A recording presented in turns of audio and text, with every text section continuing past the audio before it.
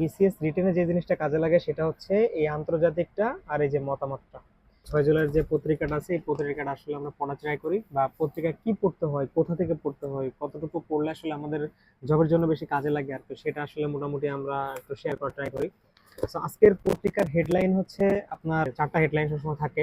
একটা বিনোদনের হেডলাইন থাকে, একটা মতামতের হেডলাইন থাকে, একটা আন্তর্জাতিকের হেডলাইন থাকে, আর একটা হচ্ছে আপনার খেলাধুলার হেডলাইন থাকে। তো আজকের পত্রিকার, আমরা সবসময় আমাদের চাকরি পরীক্ষায় যে দুইটা জিনিস কাজে লাগে, এই যে খেলাধুলাটা মাঝে মাঝে প্রিলিতে দুই একটা কোশ্চেন আসতে দেখা যায় এখান থেকে, আর হচ্ছে আপনার বাকি বিনোদন এটা তো আগে থেকেই বাদ। So আমাদের বেসিক্যালি মতামতটা যারা সাধারণত এরকম ভালো মানুষের মতামত থাকে, যারা আসলে দেশের কোনো সুদূর প্রসারী কোনো চেঞ্জ বা পরিবর্তনের জন্য আগে থেকে মতামত দিয়ে রাখে, এবং এক সমাজে দেখা যায় যে আমাদের কোশ্চেনে ডিরেক্টলি বলা যে আপনার মতামত দিন, বা আপনি এটাকে সম্পর্কে আলোচনা করুন, এটার রাইট দিক বা খারাপ দিকটা কি আসলে, এগুলো আলোচনা করুন আর কি। আর হচ্ছে বিসিএস আন্তর্জাতিক সম্পর্কে যে আসলে যত বেশি জানবে বিসিএস সে তত বেশি আগে থাকবে। আপনারা জানেন বিসিএস এ ভাইভাতে, বিশেষ করে ভাইবা ব্যাটেল, বা যদি ভাইদের সাথে আলোচনা করেন তাহলে আপনারা বুঝতে পারবেন যে ভাইভাতে হচ্ছে আন্তর্জাতিক বিষয় নিয়ে, দেশের যে বিষয় নিয়ে সেগুলো নিয়ে বেশি আলোচনা বা কোশ্চেন করা হয় আর কি।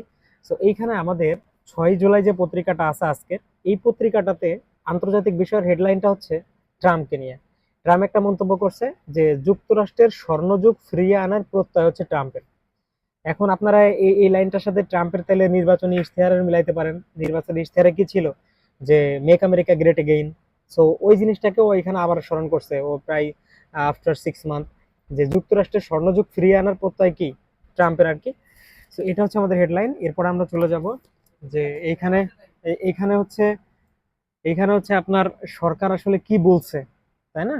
এখানে সরকার এই যে আপনার প্রথম লাইনে বলছে যে ক্যাডেট কলেজের আদলে হবে 600 শিক্ষা প্রতিষ্ঠান।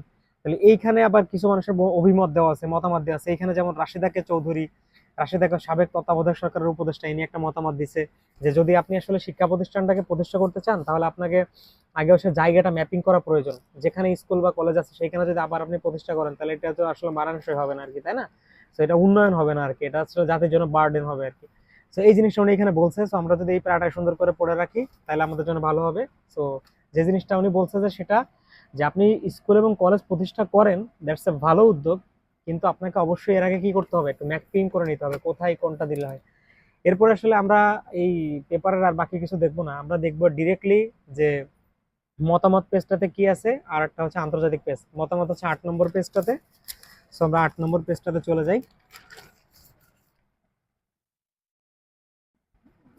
8 নম্বর পেজটাতে আপনার এখানে মতামত গুলো দেওয়া আছে, আমরা একটু গেলেই দেখতে পারবো। হ্যাঁ, এই যে আমরা মতামতের পেজটাতে চলে আসছি মোটামুটি। এখন আজকের মতামত পেজটাতে যে জিনিসটা নিয়ে আলোচনা করছে সেটা হচ্ছে যে ওনার নাম হচ্ছে তারিক মঞ্জুর। উনি আলোচনা করছে যে ছাত্র সংসদ নির্বাচন নিয়ে কথা হচ্ছে না কেন। তো আপনারা জানেন যে এটা সম্পর্কে যদি বিশদ আলোচনা করতে চান, যে যে নির্বাচিত সরকার আসলে তারা ছাত্র সংসদ নির্বাচন দিতে অনেক ভয় পায়, কারণ তারা ছাত্রদেরকে দমায় রাখতে চায়। তারা চায় না যে ছাত্র সংসদ নির্বাচন হোক। ছাত্র সংসদ নির্বাচন হলে তাদের যে আপনার ছাত্র সংসদ, ছাত্র সংগঠনগুলো আছে তাদের আসলে ডমিনেশন কমে যায়। বর্তমানে আপনারা বিভিন্ন ছাত্র সংসদে এটা দেখতেছেন। তো এই যে এখানে একটা গুরুত্বপূর্ণ কথা বলছে যে ছাত্র সংসদ নির্বাচন নানা কারণে গুরুত্বপূর্ণ। বিশ্ববিদ্যালয় সিনেটে ছাত্র সংসদ প্রতিনিধি থাকার বাধ্যবাধকতা রয়েছে। বিজয়ী প্রার্থীরা প্রত্যক্ষ পরোক্ষভাবে বিশ্ববিদ্যালয়ের নীতি নির্ধারণে কাজ করে থাকেন। তো আপনি দেখেন যদি আপনার নীতি নির্ধারণ পর্যায়ে ছাত্রদের পক্ষ থেকে কেউ না থাকে, তাহলে আপনি দেখবেন যে এই প্রজেক্ট, যে কোনো একটা প্রজেক্ট ভালো করে হচ্ছে না, স্টুডেন্ট ফ্রেন্ডলি হবে না আর কি। আর বিশ্ববিদ্যালয়ের সবকিছু তো অবশ্যই স্টুডেন্ট ফ্রেন্ডলি হওয়া উচিত, তাই না? তো এইখানে যে এই মতামতটা দিচ্ছে তারিক মঞ্জুর স্যার, আপনি যদি এই মতামতটা সুন্দর করে পড়ে রাখেন তাহলে আপনারা যদি কোনোভাবে বিসিএস এ রিটেনে ধরেন কোশ্চেন আসলো যে নির্বাচিত সরকার আসলে কেন তারা ছাত্র সংসদ নির্বাচন দিতে ভয় পায়, বা এটা সম্পর্কে তারা দমিয়ে রাখতে চায় কেন, তখন আপনি সুন্দর করে একটু লিখতে পারবেন আর কি। এখানে আরো মতামত আছে, যে এখানে ভূ রাজনীতির ব্যাপারে একটা মতামত দিছে যে আইজাজ আহমেদ চৌধুরী। উনি বলছে যে পাকিস্তান ভারত কি সংঘাত থেকে সংলাপে যেতে পারবে। মানে অনেক সুন্দর একটা, পাকিস্তান আর ভারত যে সংঘাত থেকে সংলাপে যেতে পারবে। তো আপনি যদি এই জিনিসটা সম্পর্কে ডিটেলসে জানেন যে পাকিস্তান আর ভারতের সংঘাত কি নিয়ে, বিশেষ করে এদের ভিতর যে সংঘাতটা বেশি হয় সেটা হচ্ছে কাশ্মীর নিয়ে, তারপরে হচ্ছে পানি বন্টন নিয়ে। আপনারা জানেন যে ভারতের যিনি বর্তমান প্রধানমন্ত্রী আছেন নরেন্দ্র মোদী, ইনি কিন্তু ডিরেক্টলি মানে ওপেন থ্রেট দিচ্ছে যে আর যারা ভাটি এলাকায় আছে, ভাটি এলাকায় বলতে যেমন বাংলাদেশ পাকিস্তান, এরা কিন্তু ভাটি এলাকায়। উজান এলাকায় আছে কারা? উজান এলাকা আছে ইন্ডিয়া। ইন্ডিয়া কারণ হিমালয় থেকে যে পয়গুলো আসছে ওরা এখানে ব্যারেজ দিয়ে রাখছে, পানি আসতে দেয় না, যার কারণে বাংলাদেশের যে উত্তরাঞ্চল এখানেও সমস্যা। আবার পাকিস্তানের প্রায় অ্যারাউন্ড 30 মিলিয়ন মানুষ এই পানি থেকে বঞ্চিত হচ্ছে। আর আপনারা জানেন পানি ছাড়া আসলে কোনো একটা জাতি আসলে কোনোভাবে বেঁচে থাকতে পারে না। তো এইখানে উনি ভূরাজনীতি, আইজাক আহমেদ চৌধুরী একটা ভূরাজনীতি নিয়ে একটা মতামত দিছে। তো আপনারা এটা যদি পড়ে ফেলান। এরপরে আছে এখানে আইনের শাসন নিয়ে একটা মতামত দিছে, এটা হচ্ছে শহুল আহমদ। বিচারের দাবিও অবিচারের উপলক্ষ হয়ে উঠতে পারে। তাহলে আপনারা দেখেন, জানেন যে বাংলাদেশের বিচার অবস্থা খুব জঘন্য আর কি। এখানে কোনো বিচার হয় না, মানে বিচারের শাসন নাই, আইনের শাসন নাই আর কি। তো আপনারা এই মতামত পেজটা পড়তে পারেন। তো এখানে আমরা আসলে মোটা দাগে দেখলাম যে 3টা মতামত দিছে, যেগুলো আসলে আমাদের জানা, বিসিএস রিটেনের জন্য জানা খুবই গুরুত্বপূর্ণ।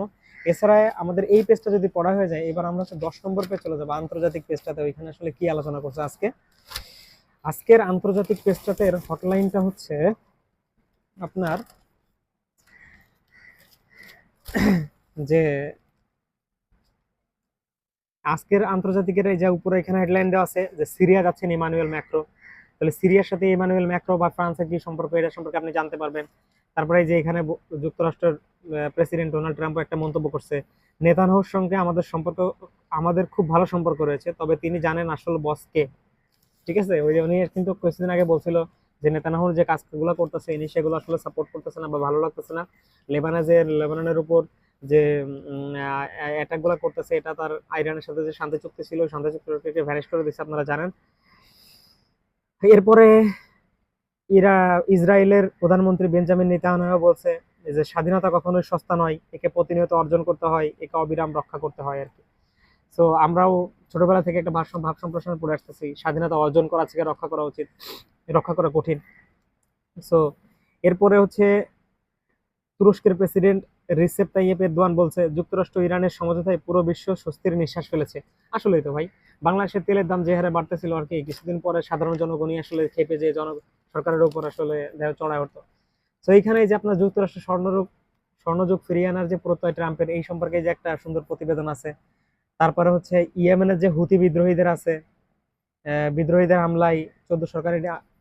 তারপরে এখানে সবচেয়ে যে হট টপিকটা সেটা হচ্ছে যে হরমুজের রাষ্ট্রগুলোকে ছাড় দেবে তেহরান।